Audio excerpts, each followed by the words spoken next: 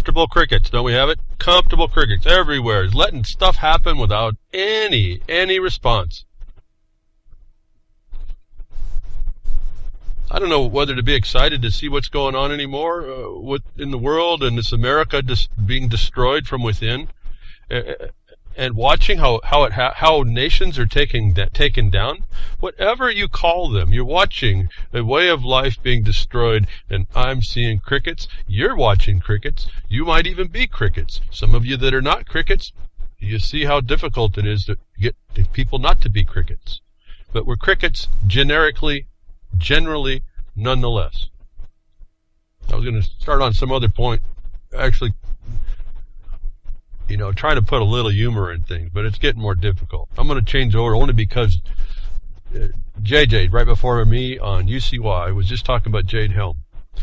And I want you to consider something. You all that think that you have the law and you want to be able to have the law is, I guess, the most important thing. See, we have not abandoned the law. I have not abandoned that the law exists. What we're now doing is we're taking the law as we find it and we're applying it to those that violate it, and it ends up being, for the most part, people in government. And they're not liking that one little bit, I can tell you that, and I can't go into too much. I wish I could go into more, but I can't tell you, because we do things real time here, and I can't let out what we're really doing, but I can tell you, when you step up, you will be facing the gorilla. And we'll get to that gorilla in a second, but I want to touch on something that JJ was saying on his broadcast about Jade Helm. And I've told you, listen, this sounds to me as a big psyop, and if it's real, what are y'all doing about it? I mean, really, this is real stuff now, if that's real. But it occurred to me as I was listening, we have more to do than just watch this happen, and I'm just going to throw something out there, as I've said it before. Maybe the court system is that corrupt, and I think it is. I also know some techniques to out it. So to me, it's just it's a platform that you have your way with a little bit if you have a little bit of knowledge. But more to the point, it is a platform. It's like running for political office. You don't have a ghost chance in, maybe in cartoons you would have a ghost chance to exist, but you don't have the ghost chance in this reality to exist in a political forum if you run for office. But you know what? You can use that as a platform. As I've suggested, these court cases that you might bring up can too. I've also suggested to you, you can set them up because of the remedy that they are. And at this point, I won't make it abstract. It's an injunction. It's a 15-day process on the federal level. It's 3 to 5 days to find out whether or not the opposition can move to dissolve the injunction you've already put in place. Why? Because you've stated a complaint. What am I talking about with respect to Jade Helm? I hadn't even thought about this. I really don't even look at all this. This seems to me to be a whole lot of noise. This is either a real thing and we're not acting, or I hope a whole lot of you that know how to do all this stuff and resist this in earnest have done something, because I'm clueless as to how to do all that by myself. No one's contacted me. And what's interesting is they did contact me back in the 80s when it looked like the lid was going to come off of this whole place. Remember, that was another bubble that burst. My observation was that for those of you that want to speak about the law existing, or want to question that whether or not it does, or want to bring the issue as to whether or not it does, and in particular with this posse comitatus, and we've heard that it's been destroyed by certain acts, but those acts may not be lawful, and no one stood up to challenge them. That if you wanted to see whether or not Jade Helm you can put military troops in your town. How many of you already have your petition? Since I just heard this thing is going live tomorrow or so, how many have already written down, because you knew you're gonna be that stick in the spokes? You wrote down an injunction petition to file with your court to enjoin the Jade Helm military appearance in your town. And if you haven't, I'm asking why not. That's not a big deal. And if there's a few of you that kind of have an answer to this and that can do that, you find the guy that's got no money whatsoever, you put him out there, and he has to kind of know something how to do it, but you're behind him doing the paperwork. He sticks out there and he files the case because he can go out on waivers of fees. It doesn't cost him anything to file this. And he does it underneath the bond case, because the bond case says the people, underneath the 10th Amendment, the people are sitting there as well when the state doesn't do what it's supposed to do to protect the state against itself. against that problem. That it just occurred to me, listening to JJ on UCY.tv, that we are continually not taking advantage of the opportunities given us to make the declaration. Do you understand here the point? If they say that Jade Helm is possible and can happen, and there is government troops that can be in your country, and I'm talking your state countries now. We're going back to the origins of what this was established under. And you have another insight to say, well, and then have a declaratory judgment attached, declare how this is the way. And now you get your answer supposedly in law and purportedly underneath a court of competent jurisdiction, which is a whole other study, and we'll maybe get to that. That you would have a platform you created in order to test whether or not Posse Comitatus can and is still valid and can stop this nonsense. And if it does, you've stopped it. You've stopped it despite what the government itself wanted to say about it. That I'm hoping, I sit here beyond hope actually, wanting to be surprised that somebody, somewhere, wrote this petition up and said, okay, I'm going to stick it in their face. I'm going to see what this is. I'm going to get two answers. One is Posse Comitatus work in the first instance, and number two, the declaration as to why it didn't. And now I've got my answers. Now I've got at least what was given to me as an answer. And that should bother you too. What you were gave is now relevant. Oh, and before I go any further, for those of you listening in, I hope you've gone to the broadcast page and you're clicking into if you haven't, you aren't hearing this, but those of you that have, go to the Spreaker player, and when you find that working for yourself, please tell others if you know them. Just send an email and tell them, hey, we had to go to the Spreaker lead that is also supported by WT, worldtruth.org, but we had, yes, World Truth had a serious server problem, and it took out the website, which is partly up for some people and not for others, and the broadcast shoutcast server is down still. So that's why we've kind of made mention to get over to the Spreaker a widget that's on the broadcast page. I don't know, Grimner was great enough to go quickly and figure out how to do that yesterday. So that's one of our problems. The broadcast is going to be put up as a on the Blogcaster page after in post-production. So normally that for those of you who are coming, you'll be listening to this after the fact of the point. But I understand that WT's coming back up slow, and the broadcast server's still down, but they're working real hard apparently to get it on, and that's that problem today.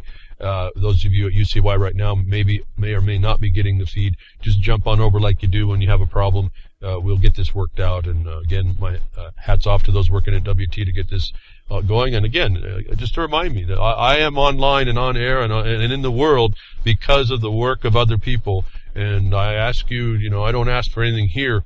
Maybe just your ideas on emails, your contributions, but really there needs to be, send support to the various websites that are being maintained by Grimner Jules and Grammy Mary and the people behind. I don't know now. I don't stay that connected to a lot of this to know the ins and outs, but they're out there. The people are working behind the scenes to keep us up, and when something happens, we now are kind of limping a little bit, but then there's talent out there to keep us going. So all these people are working hard to get you a message, and I guess that's the point. We're all just doing what we can. Like I said, just find what you can really do well and do that, and just do that, and help someone else. If you can't do certain things, go find someone. Again, as I heard JJ talking about, go down to your local counties, your governments, your local councils, your bureaus, the government. There's a way to approach that as well. He was right. You got to get people you should get people together. Shouldn't stop you if you don't have people together. Maybe you'll get people to come together when they see you standing up, when you be the example. But first of all, you investigate who's in the council and the boroughs and the commissions and all these boards and whatever, and you find if there's somebody more conducive to the facts and reality you're going to present, in law you're going to present to someone in one of those councils that can you can start to work with.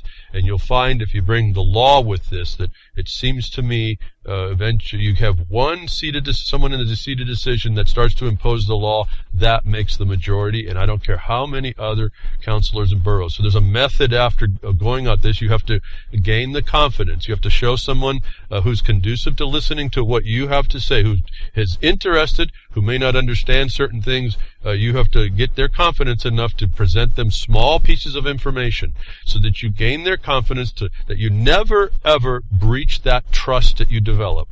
This is another thing that is really serious. You always stay on the bright line. You never breach the trust that you're building in people to bring the newer and it's actually the older, the law back into vogue. Bring the law back into fad. Bring accountability back into fad. Bring it into the social ideas and the memes. Make it cool again. But you gain the confidence of some people. It could be one. It might be more. You might be someone who can talk to more people. But you give them little bits of information. You address things in a very professional manner, very matter-of-factly, no emotion, don't get obsessive, don't go off the deep end, just a little bits of information on point on important issues. Make sure they're very important issues so that you gain their attention, and then you become someone that you can give these people in decisions that don't have the information, that information to actually begin to start the change that we need back, the real change back, the unchange, I guess I should say, from where these usurpers and criminals and these people committing treason in our governments right now, whether they know or don't, they're committing it, and we need to be patient and non-judgmental and perceptive enough to advance this. So appreciate JJ bringing up the fact of getting back into your government.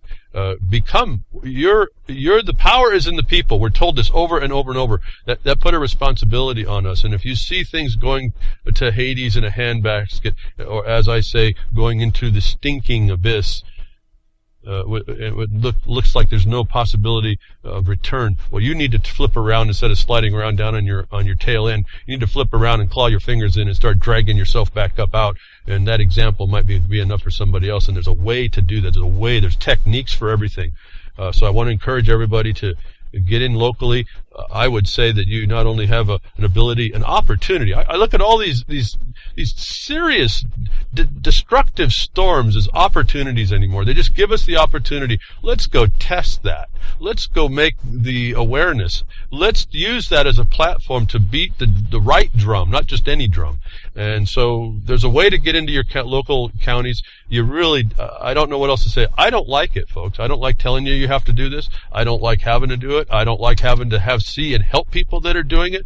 But wherever we are doing it, and we're doing it very methodical, and there's a strategy behind it, and there's skills that you develop, and it's mainly just being personable with people. Don't always respect the condition, even respect the intelligence. That when we start applying really the objective basis, not our opinions, our feelings, and our happy joy, but the objective basis, which is the law, the obligations and duties, and we gently offer them, if they've been ignored, to the most receptive person in the seat of decision, then we are seeing valuable action being taken in the direction things need to be going.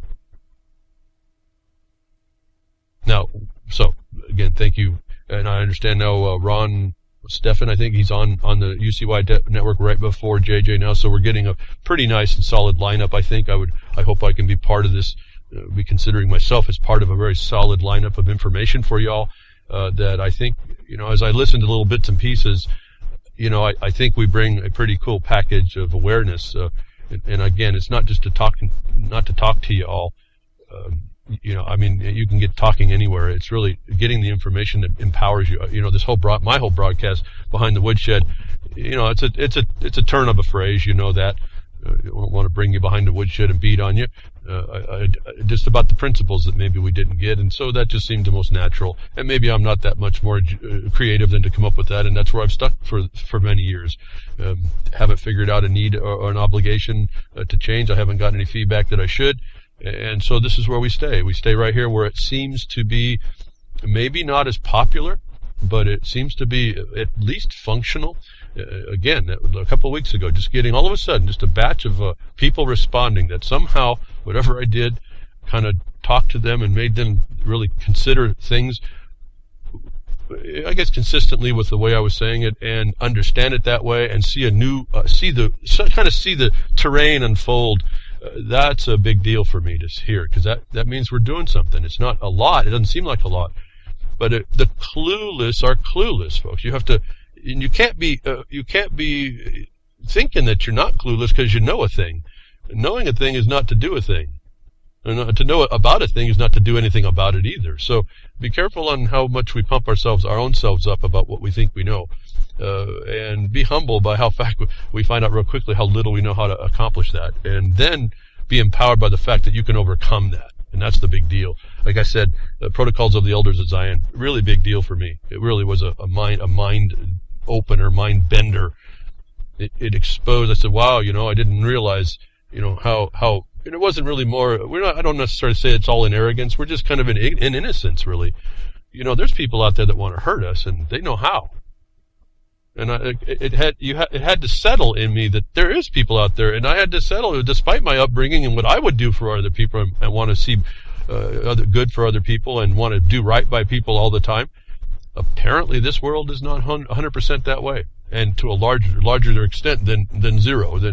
That it's not like unnormal that these people are out there to hurt you. They know how, and you don't know how that works. Essentially, your innocence kind of protected that, but it's not really a protection at some point. So, please engage. I think this Jade Helm, if you really think it's a real deal, then you better have got your militias all together, folks, behind the scenes, and that may be why I'm not hearing about it. You guys did it right. And when that thing goes wrong, you're going to have it controlled. Well, I don't know. That's the big question. I don't think it goes there. I don't think none of you have done that, and so I'm a lot concerned because we're not doing the alternative, which was simply to put lead to paper instead of out of the barrel of a gun, and start testing the waters as it has changed since the world. They told us the world changed. Nobody stepped up to test that. And JJ brought up another thing. He's taken all my content. I'll hopefully get to it. There's so much to talk about here. In fact, I was overwhelmed yesterday. There's just too much to talk about. But he brought up another thing about administrative law. We'll discuss a little bit about that as well. Here, they said 81 years. Well, that article that was talking about the 81 years, it was a little bit off in its observations, but it makes the point. It makes the point that up until now, no one had formally been able to challenge or maybe not correctly challenged administrative competency in the ALJs. 81 years and nobody challenged that. And I tell you, that's the first thing you challenge. That's the first thing we challenged in our court, in our injunction, was the competency of the senior judge at a federal district. He's got no competency. He's literally a ministerial officer. And yet he comes in, tries to trespass the case to make a decision. We quo warrantoed him immediately and he failed it. So this is the first, you challenge the competency of every official. That's how you properly challenge authority. Not like the 60s we were told, and then those of you that don't know how that was told. And I was a youngin' at that point, so it was I kind of missed all that a little bit too. Not so much, but a little bit. If I shall date myself, I remember standing on a park bench type of thing in a backyard of a friend's house, standing on my tiptoes, listening down the hill to hear Jimi Hendrix play at the Monterey Pop Festival. Wasn't that amazing? And wasn't he such a stupid guy? Well, a lot of the people I were brought up enjoying their music, not knowing anything about what they were talking about, but enjoying at least the music, they really kind of messed it up, didn't they? They gave us the examples of how not to do it. They gave us examples of really how not to go down what we did, and we just accepted that was free love. That was all this stuff. That was the abandonment of our responsibilities. That was just an example of where it was all going to go when we applied ourselves wrongly. No, I didn't end up going there. I don't know why, but I'll tell you that, I still, for what I don't remember, I remember that. I remember, you can hear the sound coming out of the valley, and over the bay, out of the valley, up in the mountain, and I could barely hear him playing. And I'm real young, so somehow I understood what I was listening for. Actually, you could hear quite a few of those. I don't remember now all the rest of them, but there was quite a few things.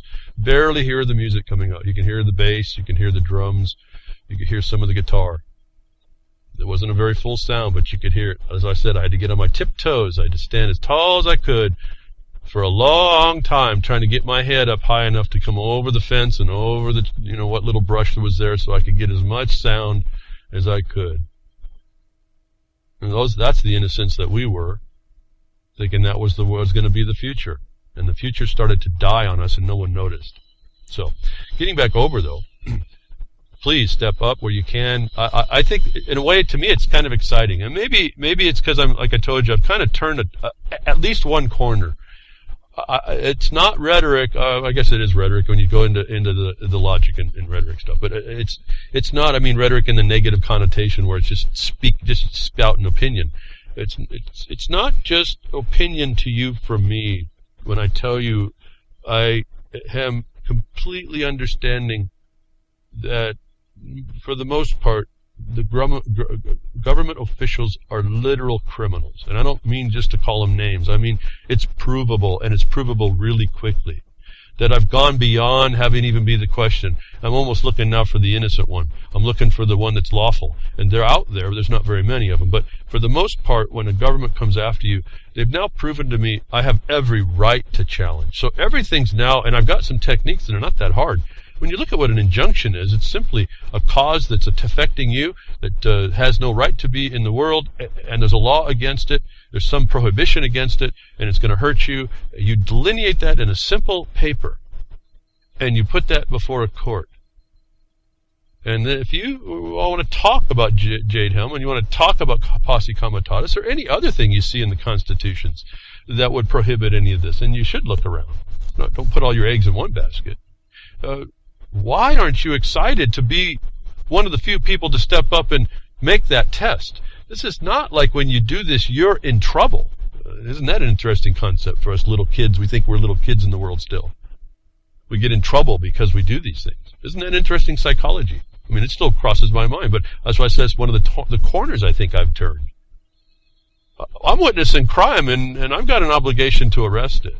And as I broached to you just earlier, and I can't go into it, when you do that, when you step up and say, I'm going to arrest that, you find out how brutish and thuggery, what kind of organized criminals and knee breakers the government really is and has. And that's okay, because that doesn't scare me, because that's a felony when they do that. See, so, like I said, I've turned a corner. You will too if you get involved, and you will do this if you will be able to do this once you see you can't get in trouble for bringing non-frivolous, lawful problems to get discussed, whether or not it's before a judiciary that's competent or not, even whether or not it's the seated decision is corrupt, which we already know it is. What you're doing is you're getting the question into the public forum to get it decided. It's another way to get people to see it. And if you're really cool and have a lot of people to help you, you have like a background dissemination campaign that goes on the correctness, and you got to be real careful. I hear, for instance, I hear lots of people talking about the Second Amendment. They go to their counties, they want their counties to enforce the Second Amendment or do whatever they want to do to make sure the Second Amendment's in writing, and it's kind of a useless endeavor, because the Constitution says they have to recognize it already.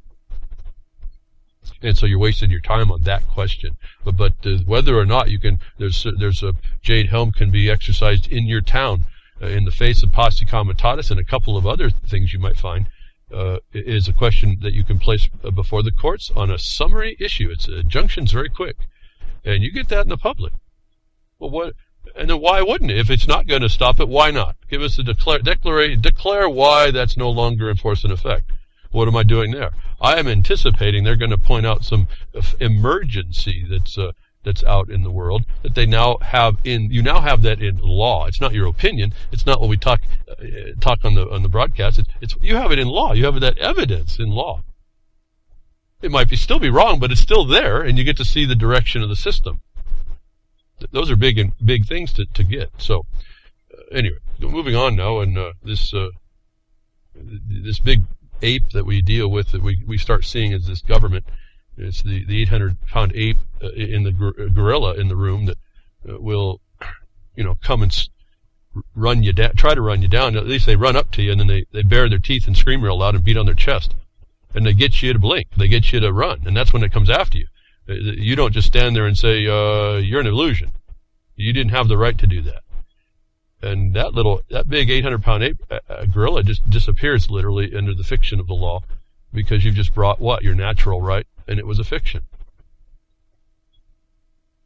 It's not that hard of a discussion. That a couple of weeks ago, it was kind of a fun thing. I kind of went off the deep end with them. That there was some people in the news that were saying that they sued. They wanted to have apes have human rights. Notwithstanding, we know now from last week that human rights under the UN means it's the rights gave to you by an international foreign body. So go ahead and embrace those human rights, and you found out that they'll decide for you against your consent. Apparently, keeping you alive is not advantageous to the governance, the governanny state. It's not conducive to profit from the corporate national or multinationals. And so that's the extent of your human rights. If they wanted to give them to chimpanzees, I think it was. And then I also said, why not? I started looking at, why not? We would actually increase GDP for the United States government. Why? Because every dollar, suppose buck, they spend, and whatever they do becomes part of the GDP, even the money they spend on their own functioning. Whatever the government spends becomes gross national product, which means all their wars is a gross national product. I hope you figured that one out. All your wars are a gross national product. Your government is killing millions of people around the world, and that's a gross national product. And how gross? But there was this action wanted to give apes rights, and I said, well, why not? Let's give them human rights. Let's give them human rights. Let's go ahead and give these insane people carte blanche. Let's give animals these rights, these apes. And so then I brought up why not? I brought up a story. I said, look, as soon as the apes figured out fruit can be used as money, the males used this fruit to pay the females for sex. And I said, look, they're already evolving to being humans. How quickly they evolved.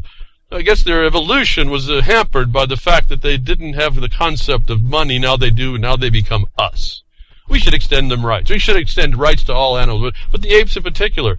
They are so like us. We would actually get tons of business out of the gross national product about making special rights for apes. And we could give them their little plastic card. They'd realize that plastic card's like fruit. They'd go to the store and they'd get their bananas. And then they'd go down to the store, they'd probably go down the street corner, and they'd get their happy time.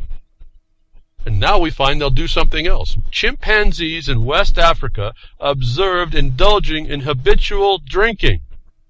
So once they get done on the street corner, they'll then take their card and they'll be able to go right into the alcohol dispensary for those places that have that, or buck into your local stores, and they'll buy themselves some alcohol, and they'll get teetotaled. Why? Because that's what they do. They're just like people.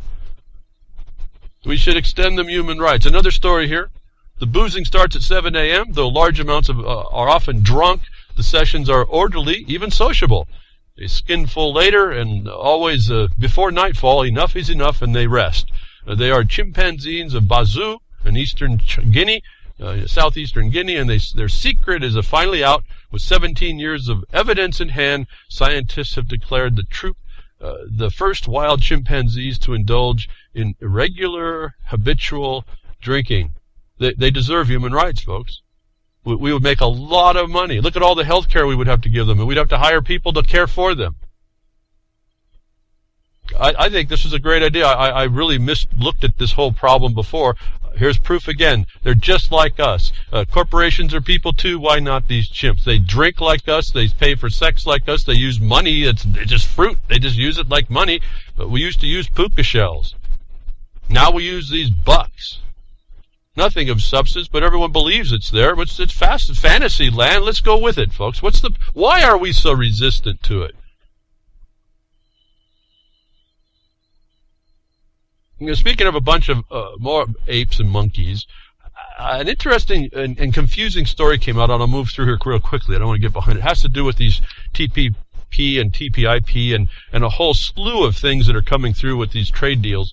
The monkeys in Washington, D.C., District of Criminals, it was a really interesting set of stories, and I think I was able to, someone explained it. I don't have the time to go research it down. I was confused, but I think we have a report on how this works out. The House votes to derail President Obama's trade package. I'm looking at that thinking, okay, that's a good thing. But, it's still the Democrats, and it's still the Republicans. They're the criminals in office. We got that proof. That's not an opinion of mine. That's a proof. It's a matter of law fact. These people are felons by our lawsuit. So the House has delivered a stinging blow to the President of Barack Obama that leaves his ambitious trade agenda in doubt. Well, so in doubt, I thought, that's a good thing. So they were doing something. But, the Democrats want to cause more so-called public services for people, more benefits, more taxing of the public treasury, so-called, despite the gobzillions. They want more help for people, sucking off the system, more people interdependent on this global governance system. And so that's what the problem was. The so-called they were saying the Democrats were to subvert this is a Democratic president, so something's wrong. Supposedly going to undermine him because they didn't get what they want from the Republicans. Then the story right after that was House passes Obama's fast-track authority to negotiate trade deals. So the question was, well, did they derail it or not? Well, it happens to be that this vote for the fast track was actually a voice vote that was just giving sentiment, the position of the Congress on this point. And the first vote was not really the TAA vote was the vote of confidence for the fast track, but not for the benefits package. So when it failed, they have to go together. And then the next vote was to allow the fast track, but it has to wait for the passage of the TAA that they had voice voted for the next week. And so this thing is not off the table. What this is a bunch of nonsense to confuse everybody, and it did. It confused me. I don't really have the time to look at all this stuff in depth. I don't read all this stuff. But the bottom line is the senator now warns of another attempt to pass Obama trade. And they gave the example. I'll give you all these links when you get to the Blogcaster page. They are saying that this was just this is just, in a way, it's a sleight of hand that they do while they're getting what they want done. And what they want done is to advance the global governance agenda. And what they're calling on Friday was just merely a procedural snafu. That was the record that said they derailed it. It wasn't derailed. Obama's agenda, and this is really everybody's agenda. They want to make sides. It's our illusion that there's sides here. Minutes before the TAA vote Friday, the House's top Democrat minority leader Nancy Pelosi took the floor to appeal to a better deal for American workers. The White House downplayed the outcome Friday with Press Secretary Josh Earnest calling the vote a procedural snafu, and he has said he's hoped a bipartisan majority could eventually be reached. Well, that was exactly what is going on for next week. This TAA is going to be going in. It has to do with a trade services agreement for workers. It's been turned down at this point. They're going to vote on it next week, and it's all part of a list of separate bills going through. Looks like a beads of pearls that they're trying to connect, that is essentially going to bring on what we have heard is the global governance. And as I told you, it's in finances and commerce. Okay, so you're seeing the actual congressional authority internationally working here, but they're doing private law, making it public. It's not much different than any of what the UN does that we call soft law, but not passed. They're not even doing this as a treaty at this point. These are just agreeing to these agreements that become law from which the multinationals work. So this was the reason why it was confusing, because I think they wanted it to be confusing, and the voice vote to denounce the plan was really not the vote for the plan or that was coming up next week, but they fast-tracked the process anyway. So that it was just a matter, like they say, this so-called procedural snafu is really all that it is. This thing really is going to go through, and I don't know much noise going against it, even if there was a voice to be had. So again, this is beyond me to really analyze, to give any suggestions at this point. What do you do against this? But I would just have to look at what seems to strike me was you always have the standing problem. And if you're not part of that deal, then you have no standing to question it.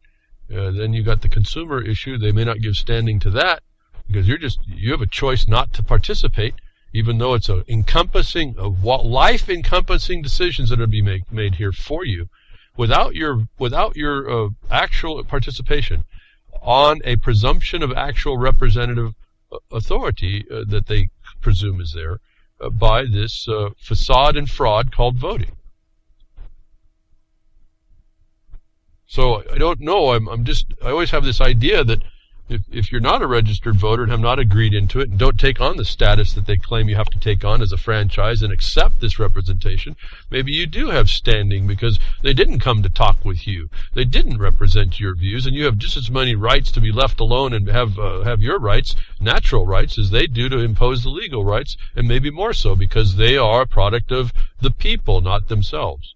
So that's just talking. I really don't know what the answer to this is as they move this thing through. When they started going to they put the P under a cup and they start moving the cups really fast.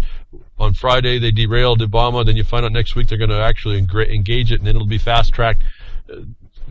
We have a bunch of people again being criminals. Is all I can say. I don't even know what more to say. They're just literally criminals. They really could care less, and it's about the bottom line. I've been telling you that. Internationally, it's about the bottom line, and internationally, it's about the fiscal bottom line, and that's another construct. And it's all based in commerce and tax plunder, and you're going to be deemed a status that's subject to it unless you know how it doesn't. They've got this thing, they're splitting hairs on some of these points. They want to make it look like there's a whole lot that, we're voting on each piece and part. But I told you a long time ago, I told you this, when all those security bills went through, I think it was in 2009, each one of these security bills is another paragraph in a larger body of law, and they get in as many as they can. This is international impositions that they're bringing in, and they make the individual parts of those bodies of law in the government from the federal side. And then they bribe the states to take it on too. But notwithstanding that, this is pieces and parts of international codes that are brought in and made law in here separately, and then they're put together. Once they're all in parts, or what parts make it through, they put them all together to construct what they wanted anyway. We identified this in our lawsuit as well in the state of Oregon. We identified this as a method that's across the country. This is how they've learned to do it. And so I've been trying to explain these little things to let you know that's what you're looking for. Don't just look at one thing. You got to look at maybe it's like a shotgun that they're shooting at you. You might see one slug, one part of the slug, one BB coming at you, but you may miss the rest. And you can stop the one, but you didn't get the others. And that may be sufficient to just do what they need to do. And once they get the bulk of it, it's easy to pick up the pieces later. They do that administratively. So one of these, and I'm moving back into local stuff, national but local as well. I told you when all this marijuana, this is the same type of thing. Private interests making law. Which has got which I looked into some of these marijuana laws around the states, and I noticed that they were special interest laws. And what I told you, I was very seriously concerned about how they made homeowners vulnerable in these laws. In particular, I was talking about the Oregon rules and laws and rules that were coming, and that within the context of those laws, they were omitting certain forms of marijuana. And I looked at that and I said, well, those are the forms that you need, like we hear the CBDs or CBN, the oils that are curative, they have made those illegal. And I said, wow, and when I looked at it, I told you, that is a problem. It's an arbitrary designation, but it's where the money is. And it's taking away this is not your choice, this is their choice, the industry's choice. And so we had and in fact, JJ was taking my content. You got to give him credit. It's hard to be on a network when everyone's paying attention. By the time it comes to the last guy on the list, there's not much to talk about in a day. I always got worried about that, of being on Oracle. Was I going to have anything to talk about by noon? 3 o'clock on the East Coast? because all the hosts would come up and start throwing all this stuff they were talking about, and I'd be like knocking one little piece of content, one piece of notice off at a time off my list. Not really, but sometimes. You don't want to talk about the same thing. But he talked about this report. And this was a very important point to be made, and I wanted to just touch it, not because, again, you guys you figure out what works for you. I think that should be good enough. Marijuana wasn't something that intrigued me ever, and it still doesn't at some point, until I saw what people were claiming, how it helped them, and that's where I kind of turned on to it as far as, wow, this thing may really, here I was propagandized. The government says it can't do anything. They don't put any money. They don't put anything to prove that it can do have any medical advantage at all. They made a drug war against it, and so you see the writing on the wall there. But there was no real knowledge, and I wasn't interested to find out that it could do something. And in a way, why not? It's a plant. It has constituent parts that will work for whatever it works for. And so, the truth has been coming out, again, because of the internet, I'm sure, that medical marijuana, or the use of marijuana as a curative, I'll say, not just a disease prolonger, but a curative, has been coming into the public awareness. And when I noticed that they were holding back in these marijuana laws the most important and powerful forms of these marijuanas, I said, this is a special interest legislation, no different than the bits and pieces that we come in from international law, no different than we saw for labeling, and that's why I told you don't label. The special interest is getting their way with the labeling. Just ban the things. Now you hear that the TPP, they put pressure before the TPP to get the pesticides rulings and other things. I'm sure there's a whole lot of other things they're not telling us about. They're leaning on them not to regulate those things, which are poisons to you. You don't have any choice. They confine the discussion. They create the framework from which you will consume. The only thing I told you before, that the governments are going to be disempowered, or at least the attorneys will tell you so, because they're part of this whole debauchery of your whole way of life, that you don't really have this choice anymore. You want to label for your meats, you're not going to be able to do that. You want to label for what's inside your product, you're not going to be able to do that, because it discriminates. Well, of course it does. It's a poison between a feed and a food. That should be our right to have. They'll tell you it's not. Why? Because you went to ask them. And the reason why you had to went to ask them is because you keep choosing that feed instead of the food. That we are getting to the point where we are being told what forms and things are going on. The labeling wouldn't work, so why don't you just ban it? Make it inimical to the public good. Now you're in your police power, and none of these things will work. As I've been telling you, you'll kick out GMOs. You don't have to label them then. You then have a case like this where the medical marijuana is legal in all forms, Supreme Court rules. What did they just do? They just gutted the monopoly that was being set up in all you folks that were voting on marijuana in the way that they did, instead of making a better law. That really just go after the war on drugs, eliminate the war, the other war of terror here that started all this. It's just an ongoing, the war of terror is just started. It was one part of which is the war of drugs. That we get rid of that, and then we don't have to worry about any more laws. Get rid of that thing instead of legalizing some of this, decriminalizing some of it, or whatever you want to call it, and then you take away the option for the monopoly interest to control. That the Supreme Court came in now and said, once you said marijuana was legal for medical conditions, it was arbitrary, and I would add capricious, to limit the form. And in Canada now, in Canuckistan, the Supreme Court has ruled the very fact that it's arbitrary to only allow parts of the plant mass for use in medical needs. Now, why is that leading in Canuckistan? Why wasn't that in our psyche in America, where you just don't do that in the first instance? Why did we allow this kind of a thing that I've identified for you in the rules and the law of the Oregon marijuana law? Why are we allowing this nonsense? This is our fault. This is our problem. And these people take advantage of this. This is what the problem is we're just these crickets. So, more power to Canuckistan. I didn't understand how they could do this, and so I couldn't do it. I don't have the time in the life on top of what I'm doing. Somebody in Canada challenged that, and you see it falls. You're seeing that the whole type of construct where the presumption is that the government is good is falling on its face. And no one's challenged that presumption either. That needs to be challenged right up front. In other words, it's getting to the point when your legislatures don't represent you, they represent only part of you people, the corporations, and that shouldn't be good enough. That you should be able to make an argument that the system that's been come is not Republican form anymore, however it got here, and you are suing to enjoin that part, and you are suing the legislatures on the presumption of their good to make it that they have to now pass every law that comes out of a legislature through to the people to affirm. Because of the harm that's being caused and the delay of the judiciary either unwilling to attempt to deal with it for an agenda to allow it, or just too overwhelmed.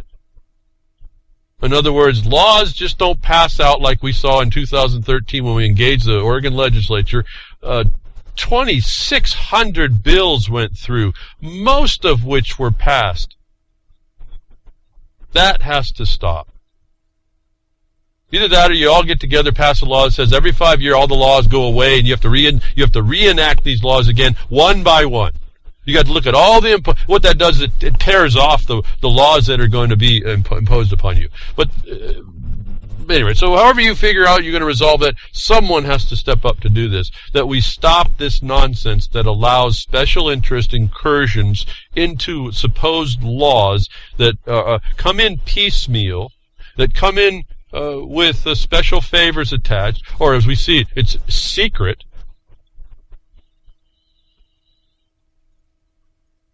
Can you imagine that, folks? We stand up for that stuff. It's secret, and the courts back that up. Oh, you have nothing to be actioned. That's how national security wins. Well, you don't know. We deny and we don't confirm that we're investigating you, which gives you no probable cause or standing to sue us for doing what we deny and don't agree we might be doing, may or may not be doing. What kind of triple, quadruple speak is all this nonsense that we continue to allow it?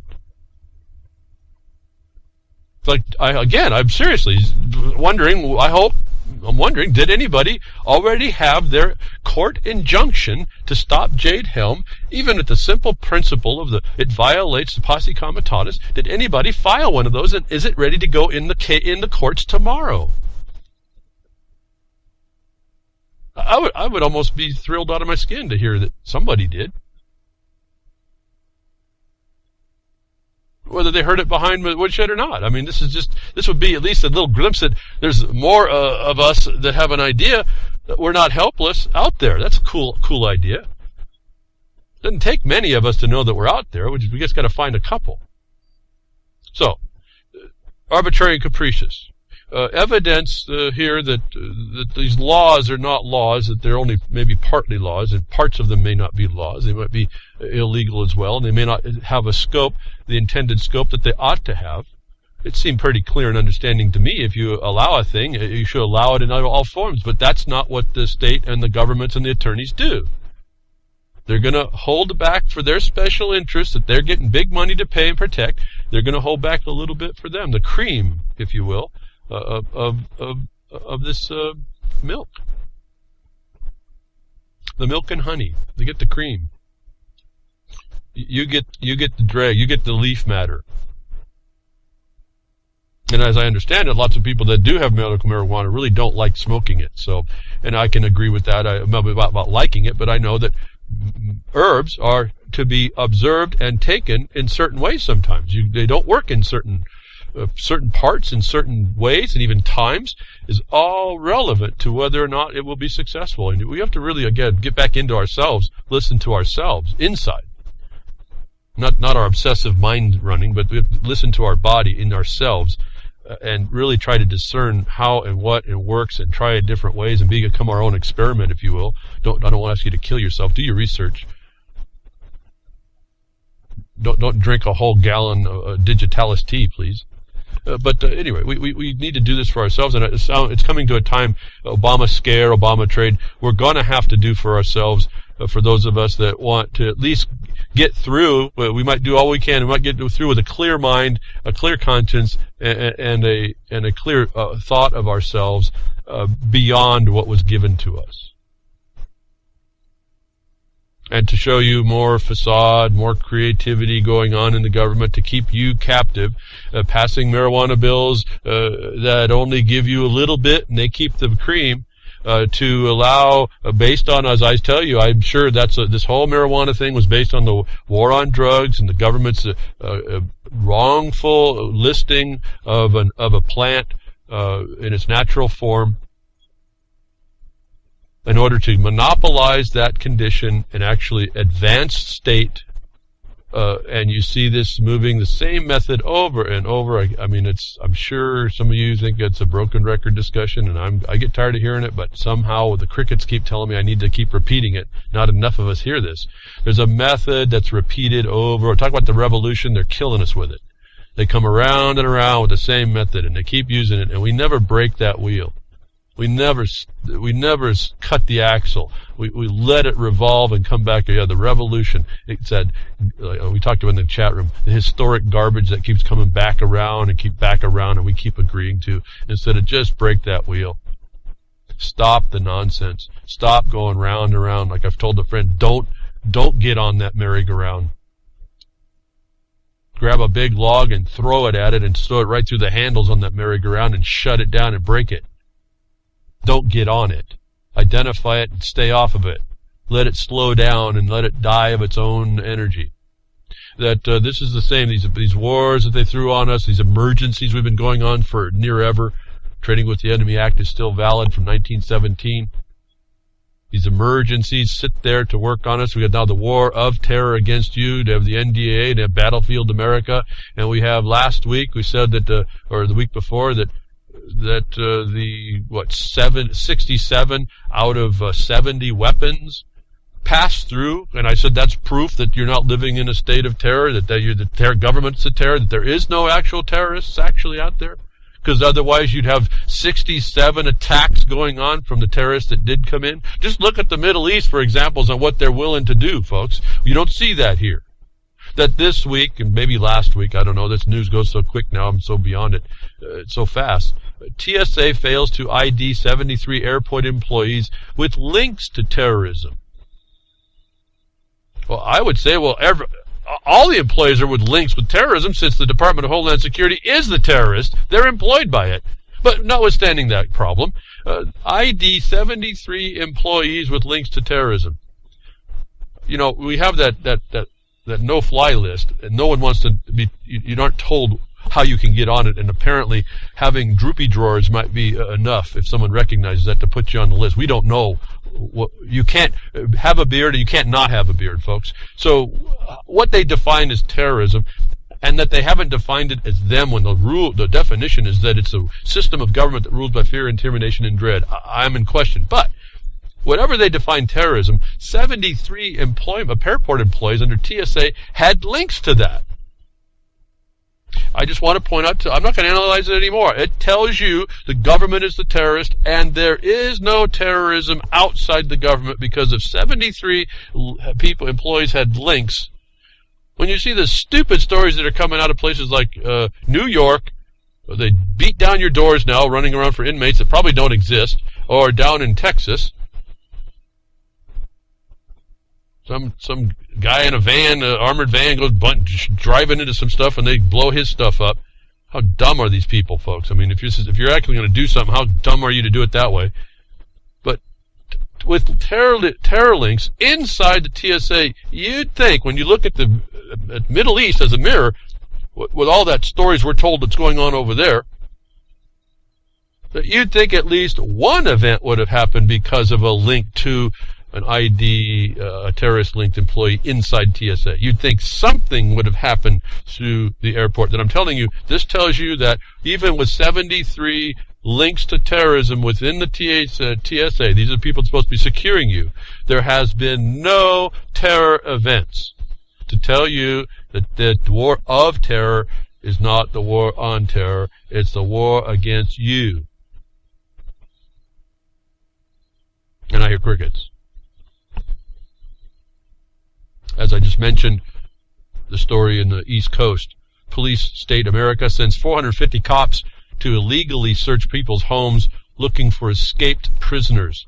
And what I told you a long time ago is they're going to take, I hope we were going to get there first and we didn't. The government has I could watch them learning and knowing to learn and learn better how to use an emergency, use their police powers to destroy everything you thought was a right, everything you thought was an immunity, everything you thought was a privilege, everything you thought was a limitation. They were going to use this police power authority, and then combined with this fiction called sovereignty, that hasn't been challenged either. It's not actual sovereignty if they're a limited form, and it's only absolute within the context of their power. No one questions all this, that they're going to use these emergencies to beat us down, and no one would be able to understand because they moved it out of the sphere of action, or at least you think they did, because we're so ignorant in this country, so clueless. And I don't even know if I have a full answer on this, because then you're talking against the corruption that is sitting in the situation that allows cops to execute people, the military to come into your towns without question. No one stands up against this. That means they're with it. They're accessories to it.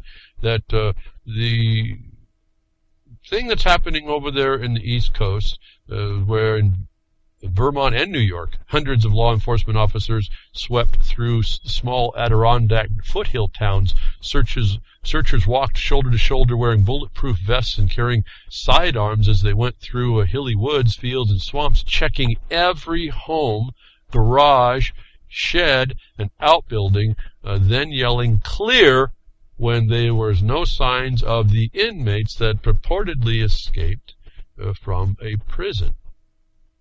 They have now trounced every bit, and nobody, I hear, went immediately down with another injunction to require that they had a warrant, a probable cause, and a warrant that one of those inmates was in a particular house. None of us did anything. And apparently they used state troopers, customs agents, federal marshals, park rangers, and corrections officers. They threw everybody at the kitchen sink, and nobody moved to stop it. If you don't think we're messed up in this country, and we're about done. Now, what would you do against this? And you put your injunction. It's a few days, folks. These injunctions, literally, go read the federal rules. They are, I think, 3 to 5 days to dissolve dissolve the injunction, and 15 days for the judge to answer.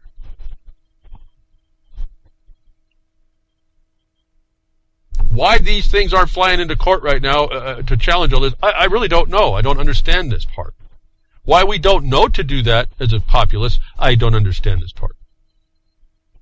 That nobody moved against this type of a facade of fraud. Nothing in the Constitution says the government was given the power to enter your home because they say they lost an inmate. Let's go on the other side. Now that they have, why hasn't everybody sued for them doing that and in trespassing their privacy because of their wrongdoing to allow the escape?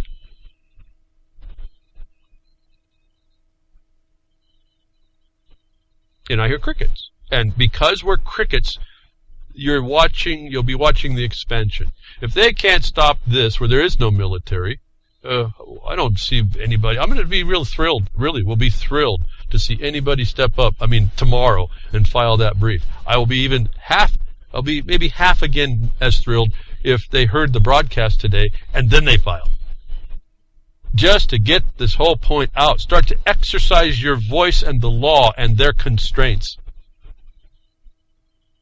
Start to out the lies. Start to out the transparency. Well, we're not going to admit or confirm anything like Israel does. We're not going to admit or confirm that we have nuclear devices. Yet the evidence seems to be everywhere. If you look hard enough, it's everywhere, really, that they're a nuclear state. And that means that your representatives, so-called, are felons to not call that out. And yet we have a report: Israel exploded dirty bombs in nuclear tests. The trespass and transgression and lies continues, and it gets worse and worse because no one arrests it.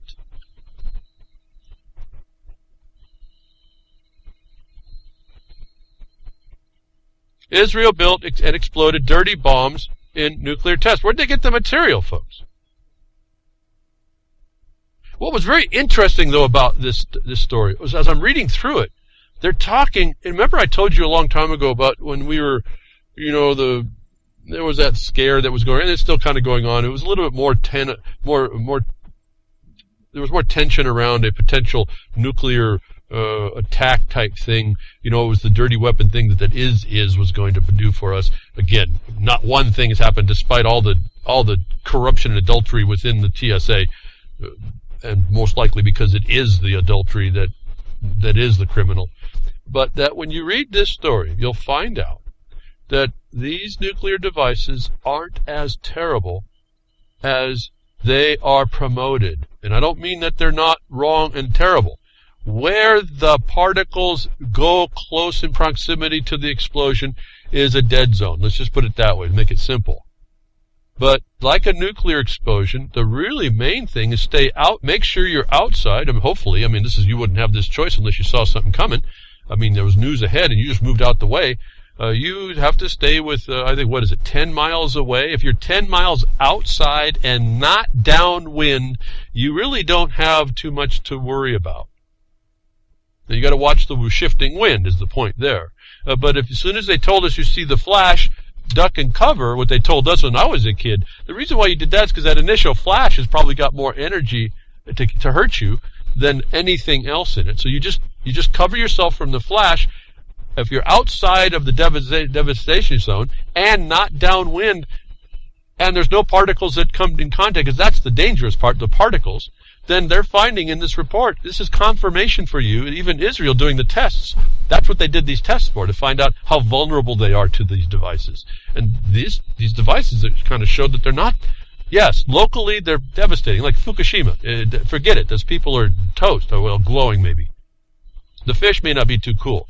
But outside of that, unless there was a proof of a particle transmission, a radioactive particle transmission, actually, which is what the big fear-mongering and Fukushima stories are all about. These particles have come all the way over here, but I told you they couldn't. All you're doing is identifying the poison that's already in your own state. This was an interesting story, folks. I think you need to get to the broadcaster and get it downloaded, or maybe go look at it yourself. Report Israel built exploded dirty bombs in nuclear tests. They're tests. They said they could actually filter this stuff out too. Again, acknowledging that it's the particle, the dirty particle, that's the problem. And if you can, again, wear masks and don't get it in your eyes, wear goggles, be prepared in that. Don't stay in the fallout side. Don't stay downwind. Move out. Go 90 degrees immediate from any wind down on all this stuff, no matter where they are. Our minds are better prepared to accept even if does show up. But instead of putting this report and saying, like the United States government saying, okay, this is what we found over here in Israel, who is a nuclear power, by the way, which they've outed now. It's still in denial, but it's outed. But here is the findings on how we protect ourselves in case there's an actual terrorism action, a nuclear dirty bomb goes off. Instead of for the years and years and years that you've been hearing, dirty bomb's going to go off and kill you all. This report's pretty interesting. I found it pretty, actually kind of funny, because it stated all the things I've said, but it was independent proof of you. It's a way to read that even the people that are messing with this stuff, even the ones that are denying that they're messing with this stuff, realize that it's not all that it's cracked up to be. I wouldn't want to be at ground zero. But if I had ability to be at least 10 miles away, I probably wouldn't feel so bad. I would certainly look and see the prevailing winds, and I'd be maybe running like for my life at that point, because the prevailing winds might rain down on me like any kind of a volcano might. Volcano ash is a good idea. You got to be careful. Like you get up and you think you're clear of it, and the prevailing winds change, and the volcano ash comes and covers up your whole town unexpectedly. That's more a reflection of how nuclear poisoning, nuclear contamination happens. So, once we have knowledge, we can be less fearful. And we would be more and better responding to a condition. And then you become helpful to yourself as well. Not only do you stay away, but you can help others to stay away, or you can know how close you dare go to help people, if that's in you to do. Instead of becoming the lemmings, running, suffering the hyperbolic determinisms of the lemmings leap as the herd flies off into guided propaganda of what's going on, or herds you into a FEMA camp, or herds you into a bus, or whatever. That, again, once we have knowledge, the world becomes less scary. As I look and I go through my life, I look at how stable the world really is, how stable that big ball of heat and light and energy in the sky is. I'm just blown away at how stable things are. It's just in a way, that is the miracle. With all the dynamics in the world, as close as you get to it, exploding, the volcano that explodes, and you see the tremendous, awesome power. You also see it forms land. It creates land to go live by. It goes to sleep after a time. May or may not come back awake. It's part of a natural process. For as violent as it is, it's very peaceful as well. It's very stable. It's almost predictable. We have this anomalous behavior that goes on. It's much better friend than ourselves, I think, at some level. Even though, you don't want to get you don't want to get stuck in a bad surf. You don't want to try and surf a tsunami. You don't want to do any of that kind of stuff. You don't want to paraglide over the top of an active volcano. You just don't want to. There's just certain things you just don't do. Mother Nature is that awesome and that powerful, and yet it's that stable. The oceans are still where they are. And I'm sure the mud on Moose Girl's feet from the concert that she went to wasn't due to sea level rise. But we have things and actions that people are doing. We have threats that are thrown in our face, and it's up to us to choose and accept. And as I just said, that don't comply, ask why, and whatever. What do we say that? Don't buy, don't comply, ask why. It's the 15th tomorrow, folks. Consider cutting back, stepping back, rethink what you're doing, rethink your place in all of this. Then consider re-engaging in a more proper way to defend yourself of the onslaught of all this nonsense that you see that's made up, that can be toned down just by basic knowledge, some basic simple knowledge, and the readdressing law, readdressing the objective basis. Why do we go there? Is because that's the guidance for those that think they have a decision they can make against you in government. There's a global structure change. They are using the same methods over and over. We get back to these things where they start incrementally moving things along, and we have to have a longer memory. It's kind of difficult. We get all focused on our life, and it gets harder to keep track, but we still have to have a longer memory of these actions, because there's institutions in the world that have been around for hundreds of years. The longest our memory can be here would be as long as our life, right? So this is how they overcome us. This is why you get the protocols of the Elders of Zion, where you have institutions that keep track of how they've manipulated people to take advantage of them, live parasitically from them, get whatever they needed to get them. And when you get to the today, and they call you human resource, and no one flinches at that. In fact, they run into the human resource office of a corporation just to be working there, not realizing they're walking into their own insult, and don't say anything about it. Why? Because they have to feed their family. These people know us pretty well. But one incremental, you hear me talk about it more and more. I don't get too deep into it. I just bring you the stupidness around it, the oxymoron that all this becomes, and the conundrums that are created, and the adulteration, thou shalt not commit adultery, that you start seeing happening despite all these people saying they're not doing that, and then they do it. We're on war on terror, then they're the terrorists. Vatican makes history. Pay attention to these statements. When something makes history by an action of a legal entity in the world, that's a big deal, especially one that's world and globally influential. Vatican makes history. Pope allows Islamic prayers and Quran readings. Now, I'm I'm not going to get into the underlying of all this. I want you to understand, we've been talking also over time, a universal church. I told you there's already a flag for it. The Pope has been putting his hands out to engage all the different religions. In fact, Israel was involved. The rabbis showed up here just last summer. That now they've turned their attention to the Muslims of Palestine and recognize them as a state. You watch this all incrementally, all at certain times happening as well. And the Pope allows Islamic prayers and Quran readings at Vatican City. You're watching the Universal Church embracing everybody, making them feel comfortable, adulterating the core theology, which you see is not a core theology. You see it's a plan. You see it's a strategy. It's a tactic. It's an excuse. It's a facade. It's a charade. That the Vatican is made history here to allow Quran readings at Vatican City should catch your attention. That they cover it underneath this special little, you feel special word, interfaith prayer, and to foster peace. Remember, peace means war. Remember in the doublespeak, it is not fostering at all peace. It is making war. It's making the strategy for war.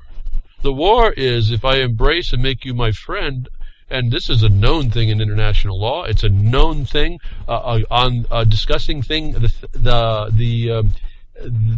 which we would call the outlaw internationally. You would be very smart to embrace the outlaw, because it's known with respect to the existence of a state. An outlaw can destroy a state. And so the better logic is to embrace the outlaw. Bring what they compromise legalize them into your jurisdiction so that you can regulate it. And you're watching that technique right here as the Vatican embraces the Muslim faith by the reading of the Quran in the Vatican City. You're watching the embrace to unify all the religions under what? The global governance construct that the Vatican will probably be overseeing. It'll be not stated that way, but that's what it will be doing. It'll still maintain its spiritual advisory capacity, but it is a state in the UN, remember, the Holy See, and its advisors is the International Bar Association, the same players on all the stages.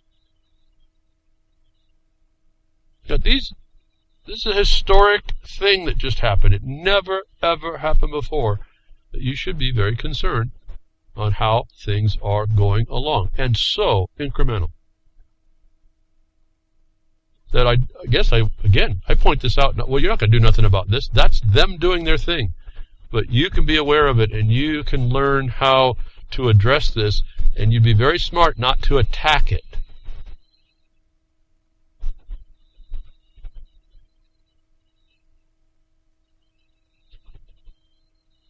We have a tendency to want to attack things. You better not attack this. It doesn't mean that you're going to fight against it. There's a different way to go after this. That you're watching, I told you, you're watching a promotion going on this all of a sudden with the Vatican, with the Pope.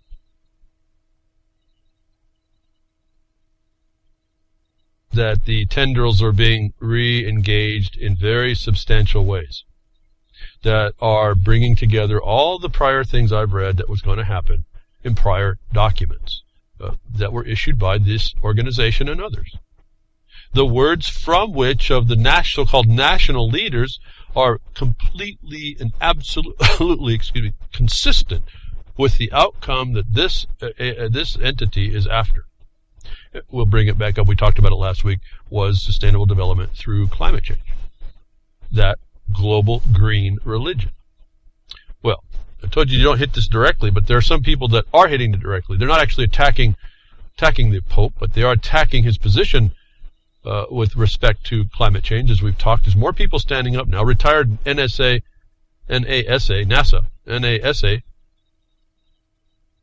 like a word. It's not a word, but we use it. Scientists take on the Pope with the papal encyclical on climate change scheduled due June 18th. It's just 4 days away, folks. The official teaching that a fraud and a financial plunder is the moral thing for us to do is about to hit the presses and about to hit the public is really a fascination. But liberal media can be expected to portray the Vatican document as a major step forward for the United Nations agenda. Let's reverse this a bit. But yes, the United Nations is the lead agency, but let's reverse the authority from where it's coming. For the United Nations agenda of controlling and taxing. Control is property, folks. That means the whole world is controlled, or possessed by those that are doing the controlling, and taxed for its use. Then you wonder why you're called a user on a computer in this digital age. You're a user, and you're using not your property, but someone else's. And we're going to be coming on to that, I think, if I get to there. I better speed this up. Got plenty to say. I'm trying to tie all this together for you. But a group of retired NASA scientists is taking on the Pope directly. Armed with expertise that has come through the decades of planning U.S. space missions and dealing with the most complex and difficult issues of climate science. Their verdict? The Pope is risking his moral status and his credibility. So they're attacking not him, they're actually attacking an idea. And they're going to put out the question, which I was happy to see, because he's not risking his moral status. That's not really, because he's not a moral guy. This entity is not a moral entity. But it's the perception of a moral status that he's risking here, isn't it? In fact, this group is directly warning the Pope Francis that if he embraces the climate agenda of the United Nations, he will be violating both scientific principles and the religious values he embodies that are supposed to be reflected in a direct aid for the poor people of the earth. But that's the joke, because they call that social justice. And so they've walked themselves into a logical problem. But here's what the Pope's counting on. And this is what we hear, this political capital that I think I first heard used of George Bush Jr. And then Obama did the same thing. And then I started hearing lots. I recognized the power that why they were invoking this whole thing. It's just a lawlessness they bring under blaming it on you. But the Pope is apparently counting on his status as the most popular person on the earth. In other words, Dan Michelet, executive director of the Catholic Climate Convent organization, to make the moral case that we live on an abundant yet finite planet and that the global limits of industrial growth have to be imposed on a worldwide basis, is what the moral question is. But the point is, the whole subject matter is fraud. It is a plan and an excuse to control or possess and control and tax the use of the entire earth. And you'll see this. Future Earth is a new term. It'll be replacing, if it already hasn't in large part, it'll be replacing sustainable development. And you will be seeing, in fact, people speaking of the earth as an entity on its own that has rights that they are the custodians of. And pretty soon we'll have that. In fact, I think it's been spoken of. I think they did broach the idea. There is going to be an Earth Constitution coming. And these people will be in charge of enforcing it. And it'll have a venue for everyone to come and complain, in particular, if you want to complain about the earth suffering at the hands of man. That if you don't engage here quick, this is your future, folks. You will not have a place to be. Remember, the human rights is those rights you have only subject to the needs of the UN, which ends up being its enforcement of what the Vatican's been pushing and pushing and pushing.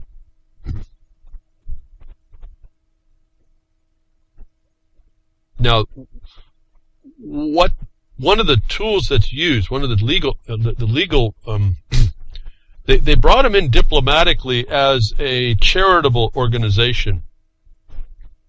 These are the minions of this global agenda, and we identify them as NGOs. But NGOs is a title that you gain from the United Nations. In other words, as I understand it, I'm not looked in too deeply, there's about a 5-year time of application, petition, and performance that you're then evaluated before you can actually claim an NGO. It's a little different than a non-profit organization.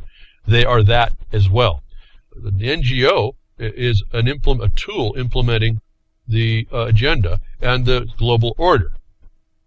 And your moral position will be this of coming from, as you can see, he's developing now that he's the moral authority now over all churches, over all belief systems. You see this changing as they move this whole thing into a universal earth-based religion.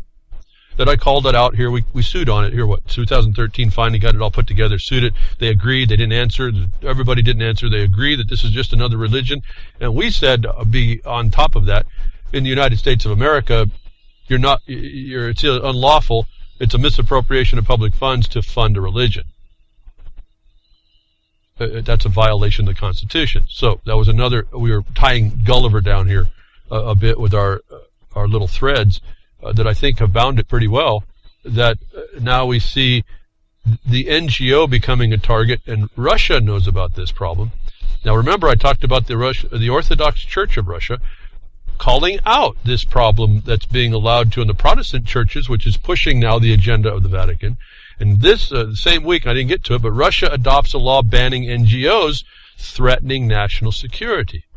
This is exactly what the United States of America should be doing. So again, Putin is taking the lead. Russian government is taking the lead to stop a foreign occupier within the confines of their soil to change them. Russia, and they recognize this. Russia has adopted a new law that enables prosecutors to shut down those foreign non-governmental organizations, NGOs, that are deemed threatening to the country's constitutional order and security. Folks, our injunction said almost identical to this. It wasn't just the NGO, it was the method and idea called sustainable development, and any other name by that. It was the Solutions Network brought on by the consensus policy consensus organizations. We sued the method, we sued a title, we sued names, we sued the cause for the destruction of the Republican form of representative government, the plunder on treasuries, the advancement, the aid and comfort given by EPA Solutions Network funding grants from the federal government, the embrace of the federal government of sustainable development. The Kremlin and President Vladimir Putin on Saturday signed a bill in law barring NGOs that are the main force and effect for these. This is a big deal that I don't know how many people talked about it, but in this article, and you really need to see it because they out these people, the foreign agents, the destructive organizations, on and on. They need to be brought to account for their actions. Folks, I'm looking at our lawsuit against the state of Oregon, the Bar Association, the political parties, and a handful of other people in doing exactly this.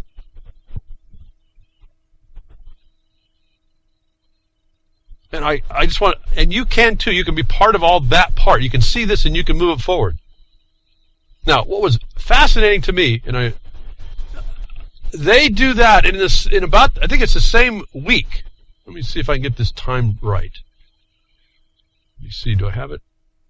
No, after. It's not the same. It's actually some time. It's some time in all this news I've got on my tabs. I integrate it as I go, but subject matter-wise. In May, they passed a law banning NGOs. But in June, a few weeks later, Putin is presented with the Medal of Peace by the Pope. And then Putin has been promoted here as being more popular than ever. And in Russia, he's very, very popular. In fact, I tell you, except for he's a national leader that has the power, to really cause us harm if they wanted to. And like China, like any nation who would want to go eventually decide to beat down on another nation of people, they have the power to do so. What this guy's doing is exactly what I was saying to you, the mirror we should be doing ourselves to shut down this infiltration. That right after that, this very same central player, the Pope, and I'm not sure how this came down, but I haven't read that close to find out, invites Putin down into the Vatican City and gives him a peace medal.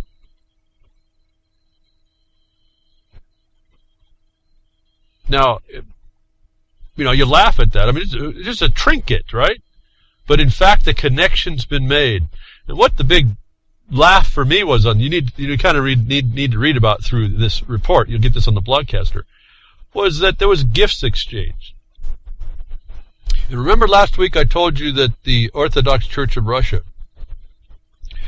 drew the line in the foundation and relied and put their authority on knowledge, time immemorial. One of the gifts given back to the Pope for the trinket of being called the peace angel was an encyclopedia of orthodoxy given to the Pope of the Catholic religion. Which when I read that, I burst out laughing. What a slick move. What an insult to the Vatican. What a challenge that was just placed on whatever the invitation ended up being, that Putin just put on the Vatican. I think that went right underneath the radar of about everybody. There's a whole lot I wish I had time to research about this. But there's some real diplomatic juggling going on. There's some real diplomatic game playing going on. International Spectre type stuff, all happening at the same time, that the Vatican is attempting to make it look like it's embracing the Palestinians and the Muslims and bringing them together, all the religions, and taking what they are claiming is the moral high ground.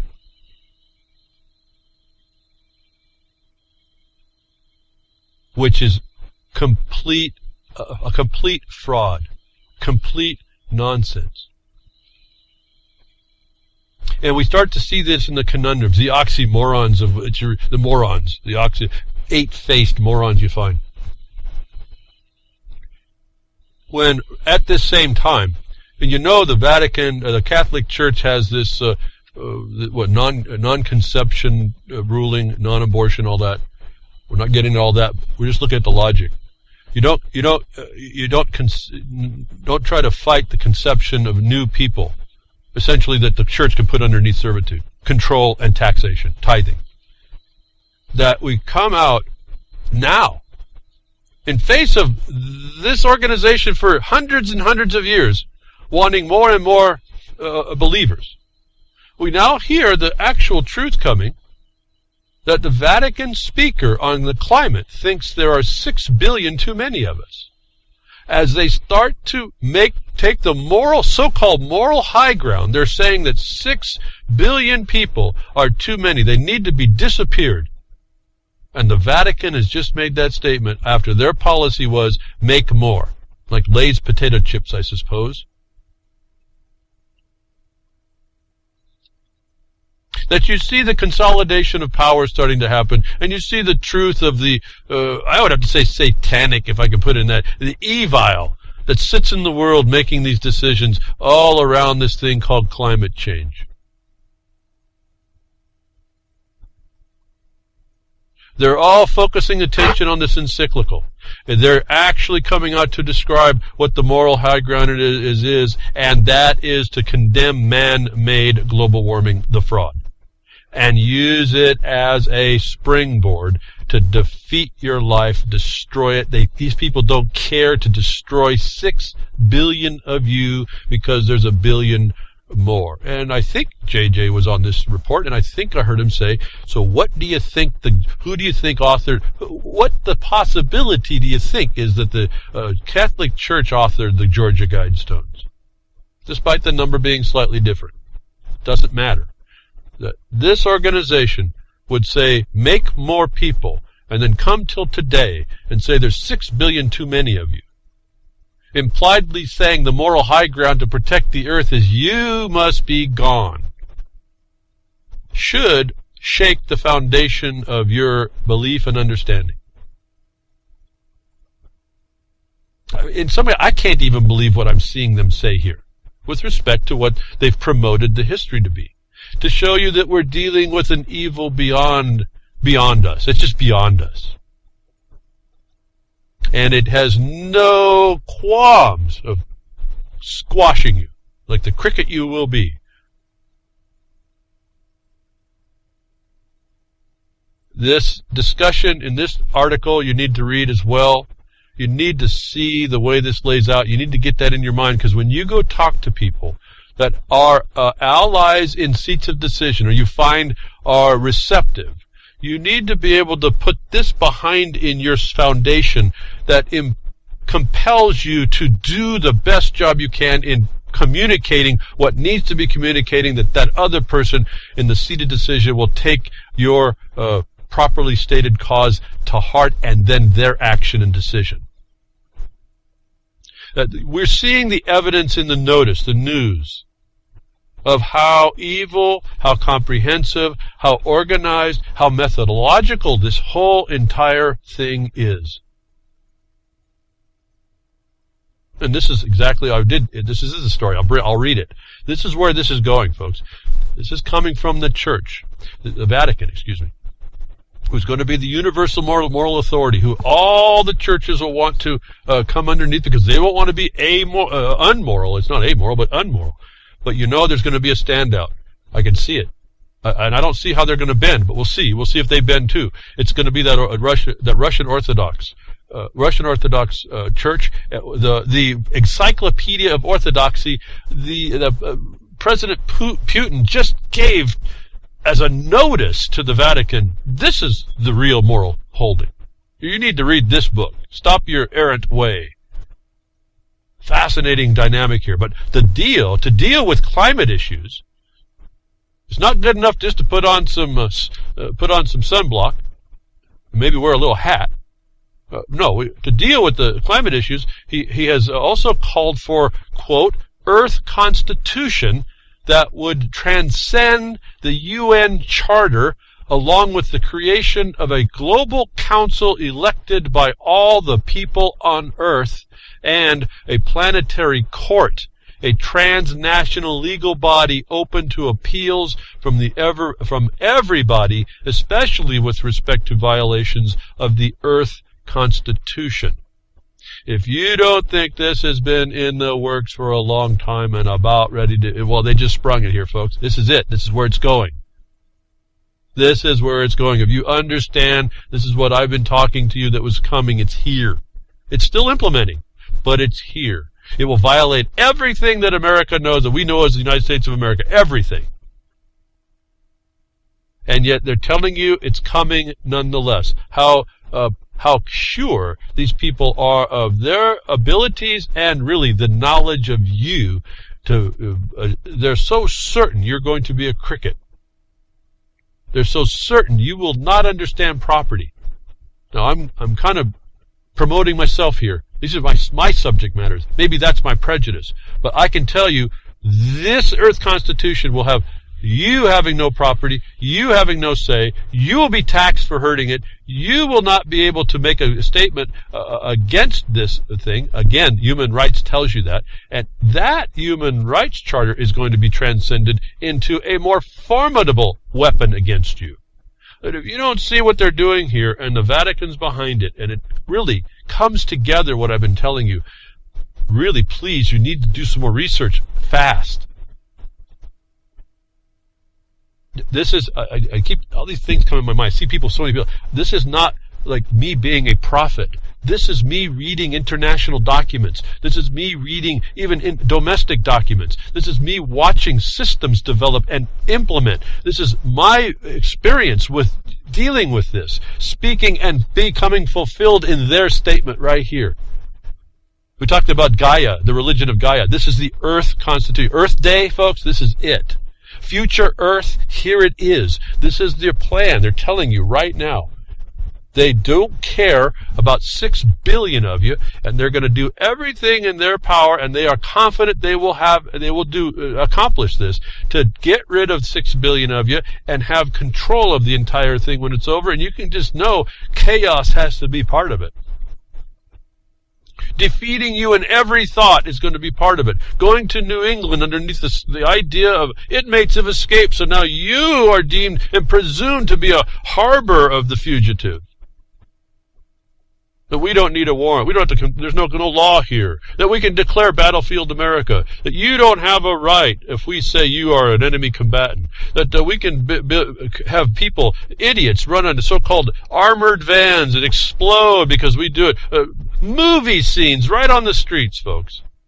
And that persuades us out of our own action and protection.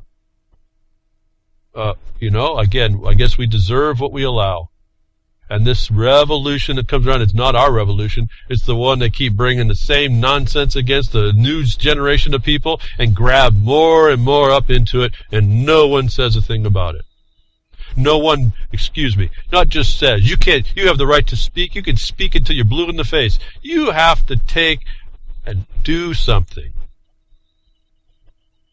It's not what you know, it's what you do with what you know, folks. Don't be lulled into knowledge is power. They're willing to do this, and they have this plan despite reality, folks. You have to get this as well. Again, and the retired NASA scientists are directly addressing his position on climate change, presenting the fact that it doesn't have any reality based in it, which I can tell you it's a plan. It's just it's an ends to a means to an end. That's all that is. Another report, NASA to global warming cult. Polar ice caps have not receded at all. We hear this over and over. These people are acting in spite of and despite this information. That I say, you need these reports. You need to put them in an orderly fashion. You don't need to overwhelm yourself with piles and lists. Just have a few very powerful, poignant, self-supporting type of facts that you tie to something that is happening local to you, that you bring as an objective basis. Not your opinion, not what you felt and what you think, but objective basis as to what's going on that someone in your town doesn't understand, is buying into something that's not obvious to them as the degradation of your life, way of life.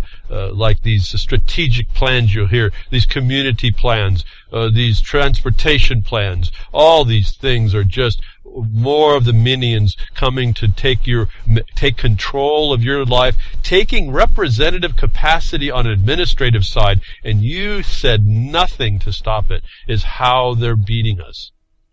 The sea level scam, another story. Climate alarmists put forth scary scenarios saying that carbon dioxide-induced global warming is causing unprecedented and accelerating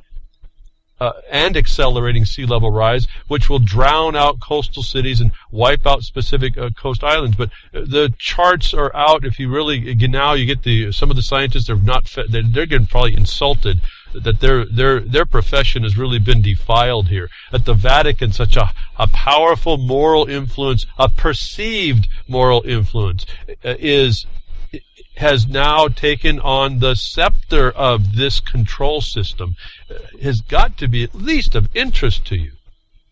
I'm telling you, I hope it goes beyond just an interest, and you can really see who the actual players are, what they're doing, and how they're doing it. And once you see that terrain, you start to understand, what did we have in the United States of America that is able to trump every bit of it almost instantaneously? And I say that with a bit of confidence, saying that I think we've seen a bunch of it and we're using it, and it does stop it right in its tracks. These people that are advancing non-science, non-reality for this agenda that we now see is going to come underneath some earth constitution. This is going to happen tomorrow, folks. They'll finally look at the EU, look how that developed. Look at Europe is gone. You don't know the word anymore. Europe is gone.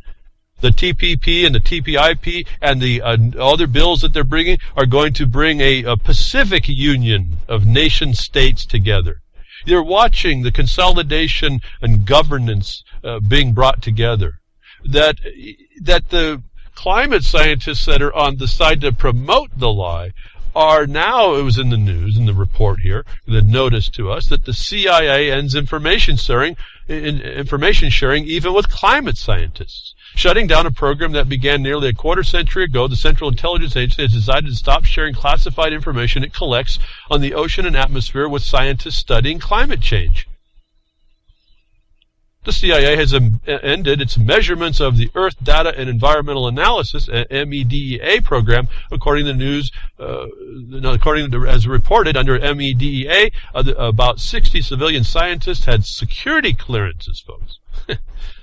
Security clearances to get this information that allowed them to receive classified data such as ocean temperature and tidal readings gathered by Navy submarines and topography data collected by spy satellites. Now, I'm going to end that, but because they have stopped giving climate scientists this information, they are now shutting the door on information. You know that's not a good thing generally. This is now, they're going to a transparent database.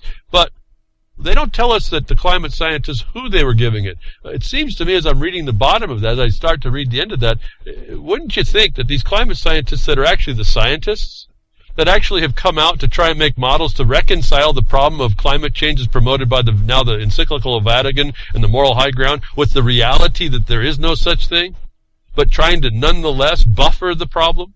That the CIA can't give this information out because on the one hand, it's being used by everybody, on the one hand, to contort, hide the decline, adjust the statistics, and on the other side, the people and the scientists looking at the data saying, hey, we got proof here that you're lying.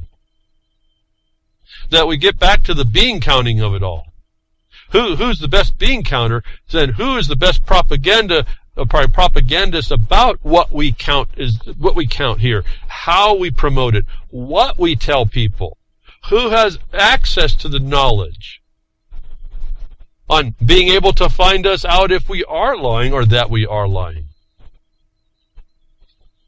That, again, to me, property and financial constructs kind of run hand in hand, and they have forever in me as I broadcast. And there's a couple of other things that happen, but property, as you saw, property and then the taxation of that property and by control and taxation comes down to a bottom line.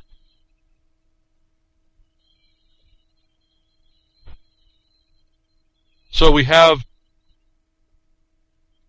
the statistics of things that are used to confound and confuse. Kind of like we heard early on, one bill comes out and says they derailed Obama, and the next one says, oh, well, not so well. It's a 5-part thing here, what we're doing. But statistics can be used, and it's a financial construct that you start looking around and you start seeing everybody who was getting away with stuff is still seeming to get away with it, but we have more connection. Those of you looking into, with your specialty knowledge, looking into these things have a very big power to keep that record that the CIA is eventually now apparently keeping quiet. The CIA of all agencies, folks. Why are they involved? If you didn't think this is deep. That the bean counters, how they count the beans, what they count about the beans, becomes very important. As a long story back again, that these people are not just in climate science. They're not just in these little areas. It's really outward in all areas, and in particular the finances, which don't exist. It's all made up. You can buy into it if you want, but that's what they want. They want your buy-in. Paul Krugman removed 20 years of data from a chart to show correlation that wasn't there. In a post, Dr. Krugman tries to show how much interest rates matter by comparing the Fed funds rate with housing starts. He shows a chart and declares that there appears to be a strong correlation, except as this little article that he has here denotes here and shows, he appears to have shifted the chart to make it appear as though there is a correlation where there isn't one. This is the same statistical manipulation that's been done for climate science. These people are everywhere. As I was telling you, science is prostrate before the truth. There's about every government thing that you touch has no credibility. We have to bring that fact forward as well. Why? Because they're using the and science conjunction to validate all this criminality. They just did it. The EPA just did it on the waters of the United States. definition, which you can enter in a comment on, folks. I mean, this is awesome. You can write a simple letter. Preserve your right to enjoin that, too. They're using "and science" to make it sound like this is this whole thing is a science relevant subject matter, when in fact this strictly relates to the congressional authority and what waters the United States are in the constitutional context. I don't know that science has ever been a denoter, or a definer, or a describer, or a descriptor of the jurisdiction and authority and power over navigable water, and the extent at all. Zero. And yet they're bringing this newfound science. Best sciences is a fraud that's imposed, that it is not on the places it's not supposed to be, and this is your opportunity to respond to that, given you can write a letter to the EPA on their, it's coming, we got to do, in fact, I've got our comment to write here, it got to be done like next week or something. I can't remember now the date, but all this science, as I was telling you, the science is prostrate before the truth. These statistics, these people, these all are liars. These all are bean counters, all using statistics to try and show correlations that don't exist. And then a article comes up here in the same week, the lessons of famous science frauds. And this article goes through delineating many frauds that people agreed to. Which means that, I told you, you have to be your own scientist to look and identify. I'm telling you, in the waters of the United States, science cannot be a part of the discussion, because that's not how land disposal or conveyances or territorial jurisdiction is established. Science isn't even relevant. That they conjoined it to give them a different authority is a felony. Where that is used to extend beyond and into other places, like non-navigable waters. The things that have been conveyed to the state and the people, to who? For appropriations, not control, not for the fish.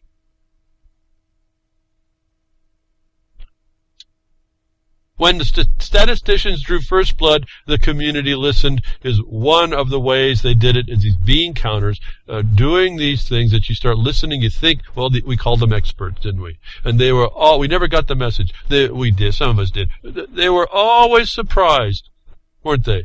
To highlight the people that are guiding us. We allow these people to keep that ring of confidence, and we have confidence in their statements going. And yet the head bean counters of the United States government over your affairs, the IRS employees, when they came under scrutiny, they got raises after cheating on their taxes.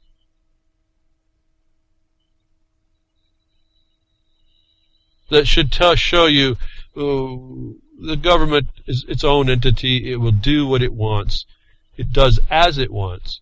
And you are just a human resource to be plundered and parasitically fed off of. And those that are in the service of that government are pretty much immune, short of outing the government for these crimes that it's committing. It was reported this week, it was about a couple weeks ago, that over 1,500 IRS employees were caught cheating on their taxes, and many of them even got promotions. Most of the employees who were caught in the recent investigation haven't even been fired. So the bean counters themselves who cheat and thieve and steal are protected. And they turn around and the hypocrisy is on you, and you didn't recognize that as maybe a subtle problem. Maybe we've got a problem. Just maybe. And I'm not talking about being treated, accountability. I'm showing you that there is no way to be equal. There is no equal rights across this. They despise you. You already are being controlled. You are already the human resource. You are already the statistician's victim.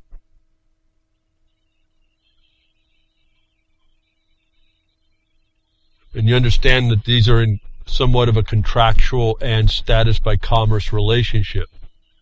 That why when I saw the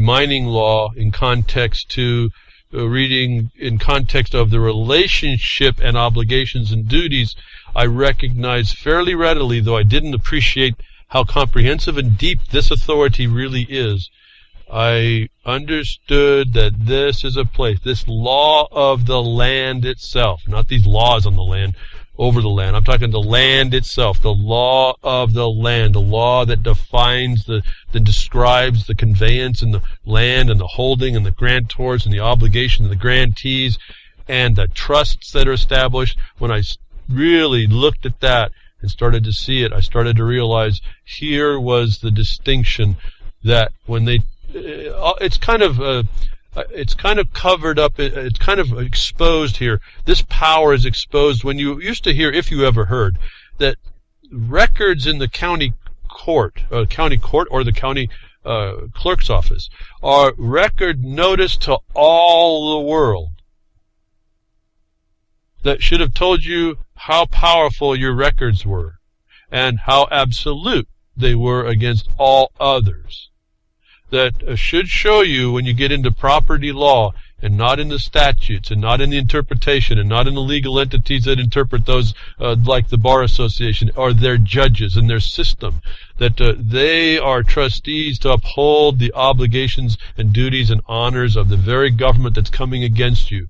I realized there was a power here that we could show we were distinct and different, and it was a crime to trespass upon this landowner status. And I think what flashed in my mind just then, and William Roberts you could hear him periodically, he'd talk about this status. We were looking at it as a prejudicial thing in the so-called Founding Fathers. But in fact, that was the distinction. That's the distinction we can hold today. It's the thing, the property. The understanding of this law is the thing that destroys the bean counters. It destroys the control or the possession of property against the whole of the world. Remember, all the world, including the Pope, whatever he claims he might want to be. I don't necessarily buy into his fantasy or any of those that believe in his fantasy. This destroys the imposition of science. It destroys the imposition of any trespass on the conveyance. That I think if you focus your attention on this, as I've been talking for years now, just bringing out little things here and there, that you'll find a place that will give you, again, a territory. Literally, this gives you that territory, that buffer, that you can immediately call the felony out. And every time we've been doing this, they don't like it, but we don't get ourselves in a lot of trouble at all. And we've just identified the relationship of the law-abiding citizen, if I can say that, and the felon, who happens to be wearing a color of authority. What about their third-party NGO nonprofits? That's a felony too. And then you got the double felony. If someone in a seat of decision that's under authority hands that thing to them, it's another felony. How simple your theft by extortion statute executes itself, and accountability can be brought until the point you find out the seats of decision, who are much bigger and broader and badder than you, decide that they're going to maintain the status of the felon, and they can enforce that. Then you'll learn that we're not in a state of law at this point.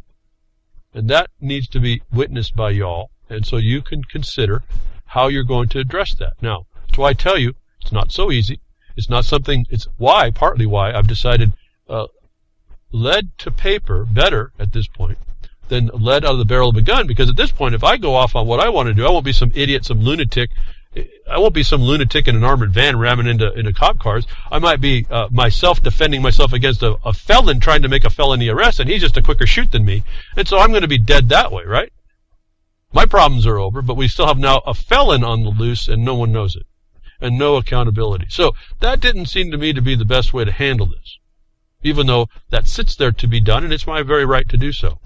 It's everyone's obligation and duty to do so. Title 18 U.S.C. sub 4 should tell you that. In fact, it's just like a tar baby statute. I'm getting a lot of fun out of 18 U.S.C. 4, folks. You need to go read it. If you're anybody with an official, if you're an official and you read that, and you have just been told about a felony by the one you're talking to, there's a felony, and you do not go tell somebody you're a felon. Right there. It's a tar baby statute. I love it. Does it mean anything? No, but we already get the advantage, don't we? We're no longer can be scrutinized that our actions were our ideas or opinions or feelings. No, they are an execution of a duty. The law says if I don't do, I'm a felon. And if you just follow what I just said, you're seeing part of the power that you can start to bring once you truly understand. And it's not an arrogance. You just state it. Say, listen, I'm obligated to do this. I've handed it off to you. Now you're the felon if you don't talk. If you don't tell the right one and they don't prosecute, you're the felon. I've done my obligation. And I've kind of extended some talk here. I was going to get on to some more. I just ran out of time in the subject matter. I was going to get into talking about what some of these property rights being attacked under the so-called Agenda 21, as people describe it. It's like I've just explained today, this is a greater agenda. The players are on the world stage. There's world diplomatic dynamics going on that are fascinating at one level, and just in my mind, like the Putin Francis meeting, that was just hilarious to me. The gameplay that Putin just did it again. I don't think anybody really appreciated what he did. Maybe I'm appreciating too much. I don't know, but I appreciated what the man did in face of that. In particular, what we talked about prior with the Orthodoxy, Russian Orthodoxy, coming out and saying, no, we're not going to go to this new adulterated, fraudulent moral high ground that you think you're taking. We're relying on our customs and knowledges and our traditions, time immemorial, before the mind of man. It ends up being really the essence of what we are, and the essence of how we're supposed to deal with it trumps all that you see. That's another property in yourself, folks. When you start to understand, I guess, what I'm pointing out here about law, the land, this is you, your own territory, you within your skin, and you understanding these the same powers are in you as a territory for you to control, not no one else, not being subject to civil rights or the exactions of every kind to pay punishments and pains and penalties. I mean, please, folks, 42 USC Section 1981. You really need to read the words of that. You need to understand what that's saying. Those are your civil rights, that you have the right to pains and punishments and penalties. That's these people. This is the world we've been brought up to. It's still on the roll. It comes in the form of this Pope. The antagonism comes in the form of Putin for a moment. And it can come in the form of you being like Putin to stand up and say, listen, you guys are these facades, and we're not. And the only way that gets out there is because you say so, folks. Being a cricket, they know they can walk right by you, and you'll even shut up even further. You're already not doing nothing. They walk by you, you're going to shut up. Why? Because you're a cricket. But you do this correctly, eye to eye, the Pope and Putin. And Putin won the moment. The Vatican, the Pope, virtually blinked, folks. You can't stand there and say anything. Thank you for tuning in today. Look over and all of a sudden the time flies, folks. I hope everything was all right with the broadcast. For most people in Spreaker, I turned off the connection encoder, but support the various networks, folks. This is what keeps this voice on. We were able to have enough alternatives that I still got out today, and tell people that the podcast, the broadcast will be uploaded to our normal place on the Blogcaster. So help keep us going. Help keep on the message to go out and trying to give. I hope there are ideas of, again, opportunity that you may not want to do. You may feel like you're not part of it. You may not feel that you can do that, but hopefully something somewhere is something that you can do about it.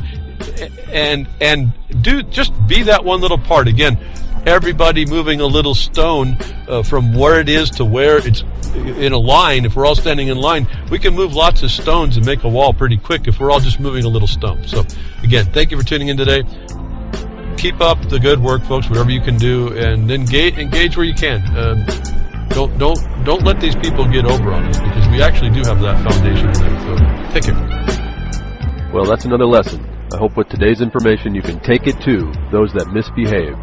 From behind the woodshed, leaving his mark on the beast, this is Hal Anthony. Till next time, journey with purpose.